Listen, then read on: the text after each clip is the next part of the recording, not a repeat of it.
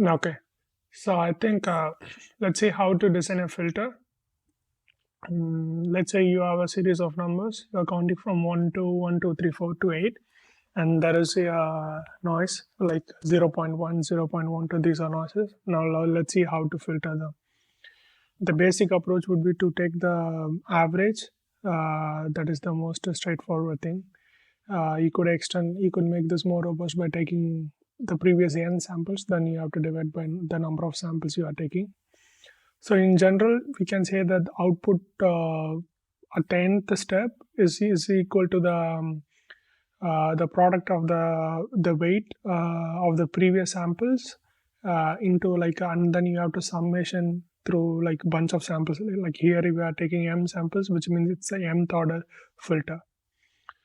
And now generally when we say filter, we need to usually if it's a low pass filter, we need to make sure that the low frequency are allowed and the high frequency is filtered out, right? Like how to do that, because all we have is like a bunch of equation. With this equation, how can I tell which frequency is filtered? The answer lies in these coefficients, which is also known as impulse response, because it determines how system responds to impulse input. So let's say let's consider a sinusoidal input, and it's just a bunch of rearranging. Then this part is known as the frequency response, because this is h, as I said, the coefficients are the impulse response, and the impulse response, and if you divide by a sinusoidal, what you get is essentially the Fourier the Fourier transform, which is called the frequency response, and it is denoted like this. And the goal of the filter design is we have a desired and actual frequency response. We want to minimize this error. And how to get the frequency response, both the desired or actual, like how to calculate this. In the previous example, I told like you could take a Fourier transform of these coefficients, and then you can calculate. And how to calculate the coefficients, you get it from the difference equation. But we are actually we want to design the difference equation. So it's and also sometimes even if you have the difference equation, it is not like straightforward, like how to get it might not be as easy as in the toy example. So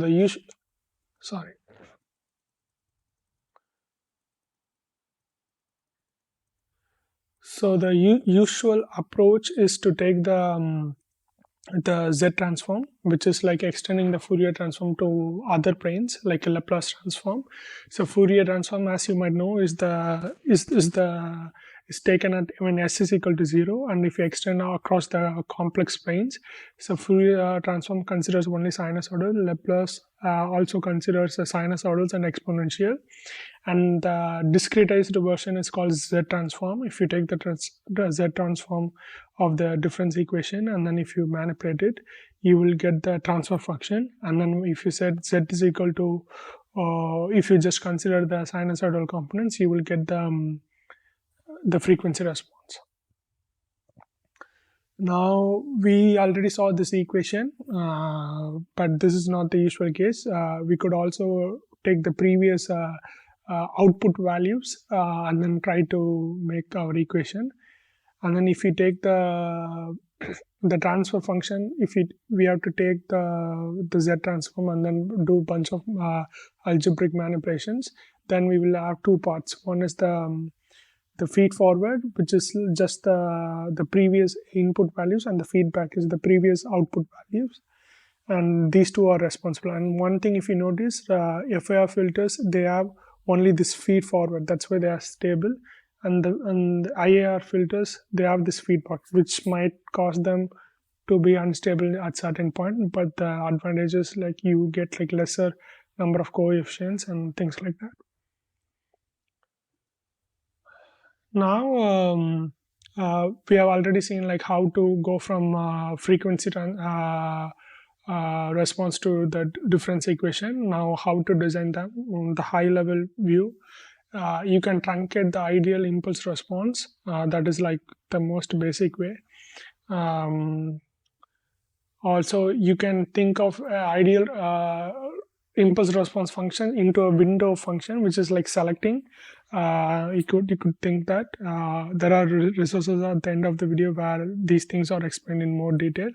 And finally, is the frequency sampling. Is like you have your desired frequency, you just sample a bunch of points, and then you try to reconstruct it.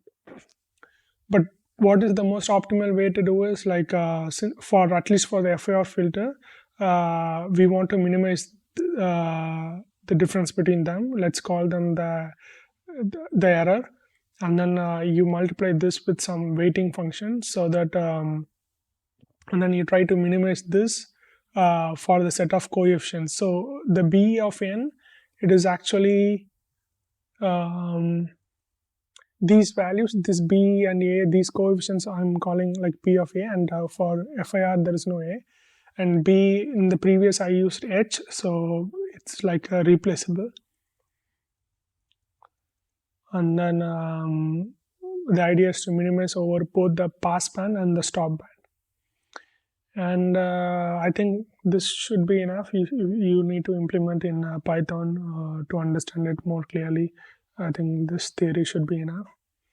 And how to design IR filter, I think by this time I was started playing with chat GPT-3, and I think it gave me a really good response. I think I will again ask them the same question just to see the response.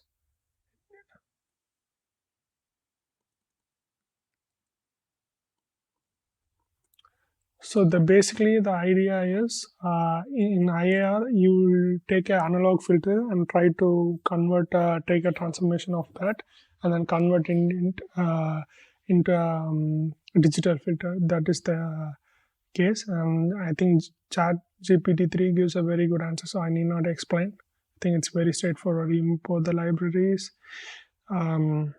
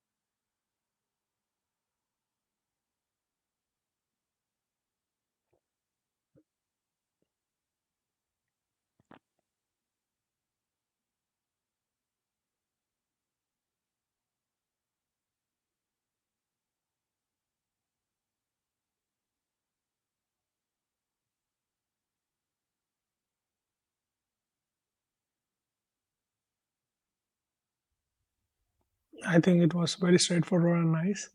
So I think that's all for this video. Thank you.